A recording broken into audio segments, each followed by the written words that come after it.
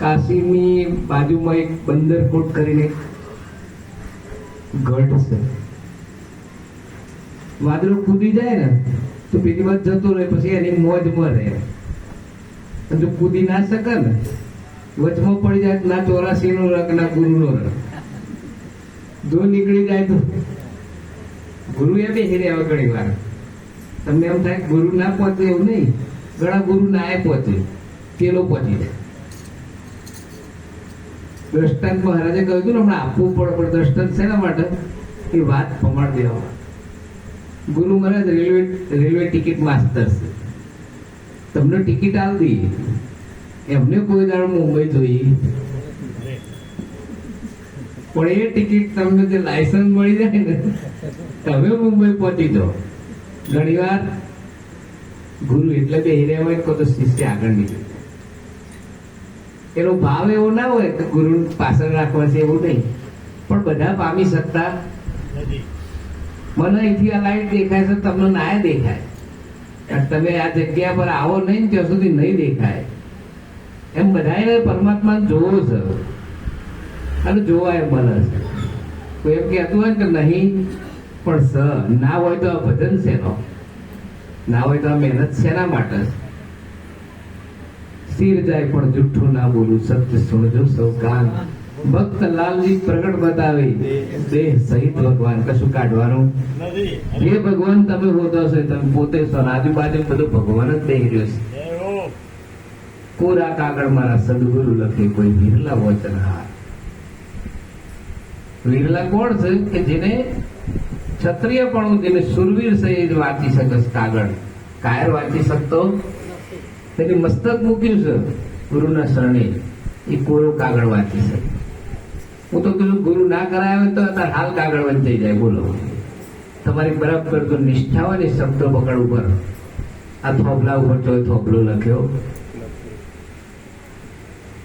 આ પણ એલા વચ્ચે પણ આ ચશ્મોની ફ્રેમ ઉપર તો ફ્રેમ લખ્યું, આ બાલ ઉપર તો બાલ નહીં લખ્યું, પણ બાલ વંચાય છે, વંચાય છે. આર્ય અગમથી એ ગુરુ મહારાજ નિગમથી બહાર કાઢીને અગમના એ બહાર કાઢી દીધા તમને. અને એ બધા અગમનો નિગમનો જાણવા વાળા તમે નથી, પણ ન્યારા છો. તમામ પુસ્તકોની રચના મસ્તકમાંથી થઈ, અને આ મસ્તક ગુરુના શરણે પડે તો પુસ્તકની જરૂર નથી. પુસ્તકની પણ જરૂર પેલા એ ખબર નથી પડતી, વાંચતા થતા આગળ. અને ગુરુમાં દાન કર્યા પછી વાંચશો તો એ બહુ ભલી વાર આવશે. અમારા જે ઘણી ચાવી સારી છે, આ ચાવી તો કોક વિરલના હાથમાં આવી જાય છે, એના આગળ. એટલે નાનું એક ભજન બોલું, કારણ કે ઓણી પોણીનો પાર નહીં. મહારાજ ના કહ્યું આખી રાત પણ ઓછી, પણ આપણે બેહવા વાળાની શક્તિ તો બેહવા વાળાની શક્તિ એ કેટલી તો એટલું હું ભજન બોલ દઉં. અને અમારા મહેશભાઈ તો બરોબર, પણ ઉસ્તાદ અમારા મનુભાઈ નું પણ ખરેખર ધન્યવાદ છે. ગાનારને પણ સમજી અને એટલું ટોપ વગાડ્યું છે ખરેખર.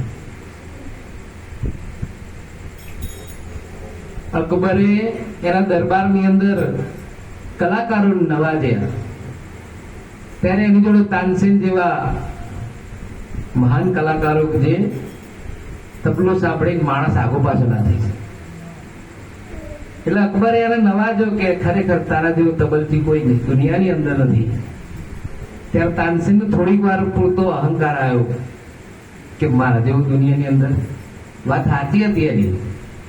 એક ઝવેરભાઈ બેન આવીને જેવા દુનિયામાં ના મળે બીજા. દૂરથી દેખો એક ઝવેરભાઈ જેવા લાગે છે, પણ ના મળે બીજા.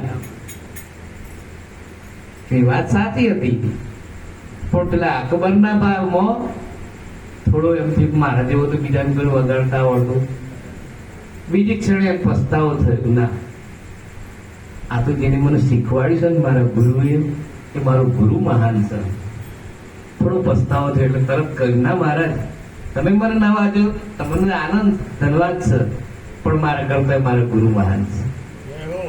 ત્યારે એને એમ થયું કે આ જો આટલો મહાન છે, એક માણસ અહીંથી ખસી નથી શકતો, તેના ગુરુ કેટલા મહાન હશે. એટલે ત્યારે એને કહ્યું કે ચાલ આપણે રાહ જોઈ નથી, રાજા કોઈ દિવસ રાહ ના જોવે, એને શું ખોટું હોય. તરત કે મહારાજ ગુરુ મહારાજ ત્યાં જવું છે. એટલે ગુરુ મહારાજ ત્યાં જવા માટે ના પાડે છે કે ભાઈ અત્યારે ના જવાય. અલવરના જંગલોની અંદર મારા ગુરુ મહારાજ રહેશે અને આટલાથી જો પહોંચ્યા તો રાત્રે 2 વાગે દિલ્હીના દરબારમાંથી રાત્રે 2 વાગી જાય કે અત્યારે ના જવાય મહારાજ, રાત્રે 2 વાગે ગુરુ મહારાજ હેરાન ના કરાય કે આપણે હેરાન નહીં કરીએ. રાજા એમ પાછો વિવેકી, એમને એમ રાજા બન્યો ના હોય.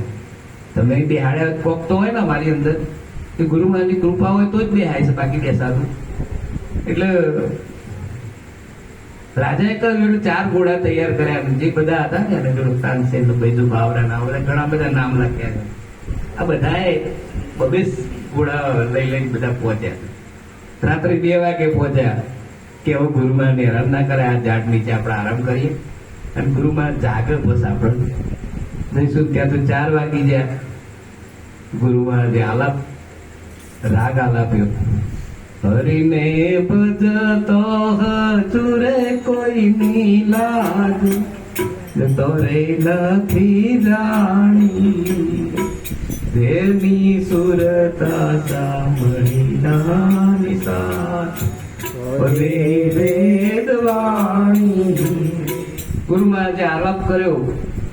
પક્ષીઓ આવવા માંડ્યો, સાપ, સિંહ, ઉંદર, જાત જાતનો જેટલો જંગલી પ્રાણીઓ હતો ને બધો સભાની અંદર આવે. કોઈ ટીમ્ભરવા લઈને આવે, કોઈ બોર લઈને, કોઈ કેરી, જેનું જે મળ્યું એ બધા પ્રસાદી લઈને ગુરુ મહારાજ શરણે આવ્યા. ગુરુ મહારાજ પાછળ બધા બેસી ગયા. સાપની જોડે ઉંદર બેઠો છે પણ એને બીક નથી.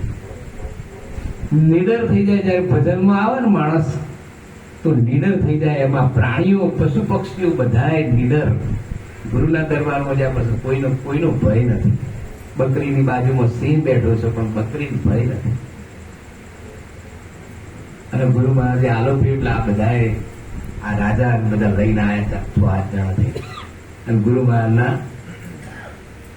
શરણે પૂજન કર્યું, નાળિયેર મૂક્યું, શ્રીફળ મૂક્યું, ફુલાર મૂક્યો અને ગુરુ મહારાજને વિનંતી કરી અને બધા બેસી ગયા.